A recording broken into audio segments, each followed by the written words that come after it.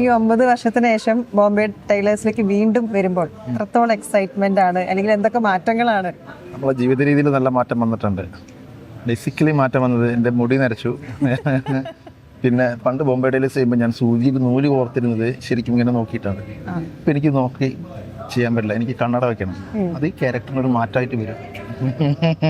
അതാണ് ശരിക്കുള്ള മാറ്റം. ശരിക്കുള്ള മാറ്റം അതാണ്. പിന്നെ ഭയങ്കര എന്താ പറയുക, അത്രയും വർഷത്തിന് ശേഷം കളിക്കുമ്പോൾ ഉണ്ടാവുന്ന ഒരു ഒത്തുകൂടൽ.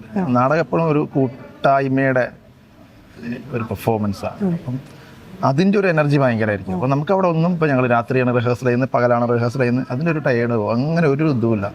ഭയങ്കര ഫുൾ എനർജറ്റിക് ആണ്. അത് തന്നെയാണ് എൻ്റെ സന്തോഷം. എല്ലാവരും ഭയങ്കര പാഷനേറ്റഡ് ആണ്. വീണ്ടും കേരളത്തിലെ നാടക സദസ്സ് വീണ്ടും പുനർ ആരംഭിക്കാന്ന് അങ്ങനെയൊന്നുമില്ല. നാടകം സജീവമാണ് കേരളത്തിൽ. ഞങ്ങൾ വീണ്ടും കളിക്കുന്നു. ഞങ്ങളെല്ലാ നാടകക്കാരും ഞങ്ങൾ എല്ലാവരും ആഗ്രഹിക്കുന്ന ഒരു കാര്യമാണ് നാടകവും സിനിമ പോലെ ടിക്കറ്റ് എടുത്ത്. എനിക്ക് തോന്നുന്നു ഇതിന് മുന്നേ ഇവിടെ കളിച്ചപ്പോൾ ടിക്കറ്റ് വെച്ച് കളിച്ചിട്ടുണ്ട് ഞങ്ങൾ.